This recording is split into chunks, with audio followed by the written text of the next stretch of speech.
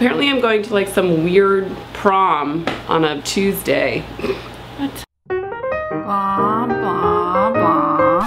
Hey guys, welcome to another episode of Answering Stuff, where I take questions from the internet and I answer them. I am not qualified, but I'm doing it anyway. This week I asked you guys what you wanted to know about fortune cookies, and this is some of the crap that you came up with. Let's check out Creepy Gargle Plus.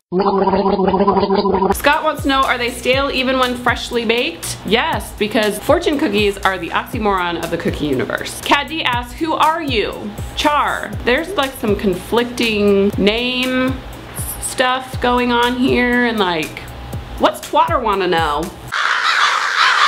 Hal Thomas asks, do they intentionally write each fortune with "in bed" in the backs of their minds? Personally, I think that it's at the very, very front of their minds. The Chinese are pervy. In bed. Fiddledy Ash asks, if someone else buys your lunch but you win the lottery using the lucky numbers, do you have to split the winnings? No, because now you have enough money to murder that person and pay off the cops.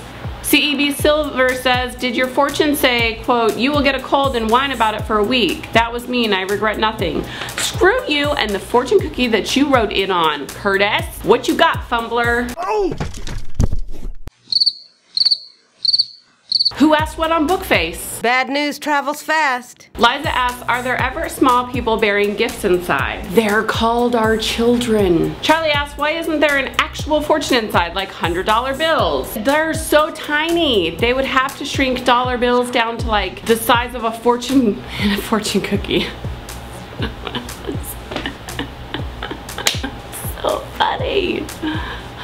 Courtney asks, what does it mean if my fortune cookie is empty? It means that you are the most unfortunate person, or fortunate because you're not going to accidentally eat the paper. Heather wants to know, why don't they just make the fortune sexual so I don't always have to hear the in bed remark? Ben asks, how do you get a job writing fortunes? Sandy asks, are fortunes transferable? No. Lucretia wants to know, where can I purchase fresh cookies in bulk? I'm just standing here in a good, oh, it feels so good. It's a good stare. Oh, that was a long one. Kevin asks, how can I help that guy being held prisoner in the fortune cookie factory? What is happening? What? Brent asks, do you know anyone who actually eats them? Yes, and I consider every single one of those people a terrible monster. What? Jill asks, why don't they come in different flavors, like Girl Scout cookies? That's brilliant. Valerie asks, how do they get the paper inside the cookie? It's like, they push really hard. Laura writes, what is proper fortune cookie eating etiquette? Do you eat the cookie and then read for the fortune, or do you read the fortune first? I'm always so torn. Dessert shouldn't be so complicated. Or is a fortune cookie even considered a dessert? Or would it be more the equivalent of an after dinner mint for your Chinese takeout? Sans mintiness, of course. Maybe shorter? Chris asks, why don't they make fortune cheesecake? Because, yeah, why don't they make fortune cheesecake? That would be good. Tom asks, if they're Chinese fortune cookies, why are all the words in English, and how accurate are the lottery numbers on the back? English-speaking people are easily scammed by the Chinese, I guess, and not very accurate. Sam asks, why do they fold them up to look exactly like a hoo-ha? For those of you at home who don't know what a hoo-ha is, that is slang term for vagina. I think the Chinese just really love the poontang. Did they really just say that? Alan asks, are they more or less accurate than Weathermen? Less accurate. No more. Yeah, more accurate. Mark asks, are there any safe fortune dot cookies for people with nit allergies? I don't know of anyone who voluntarily enjoys like lice eggs, but that website sounds really cool. Why aren't there any in China?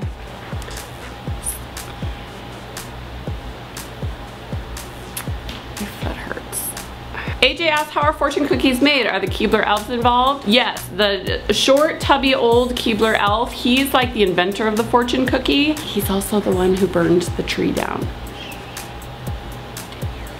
You didn't hear that from me. Jean asks, why do I never win the lottery with the numbers on the back? First off, did you buy a ticket? Jessica says, dun dun dun. Seems a little dramatic for a fortune cookie, but So there you go, guys. We made it through another episode. If you have ideas or suggestions for a future episode, leave them in the comments below and I will do them. Also, don't forget that if you like this video, give it a thumbs up, subscribe, share it with your friends so they can be just as confused as you every freaking Wednesday. That is friendship. Poster child for adult head colds. In the arms of the angel. Are you sitting there like, what? How do I have her answer so accurately my questions? Well, all you have to do is check Facebook, Twitter, Google+, and Tumblr every Saturday at noon Pacific time, and I post, that's what I post it, the topic, and you get to know. You get to know what I'm gonna answer accurately.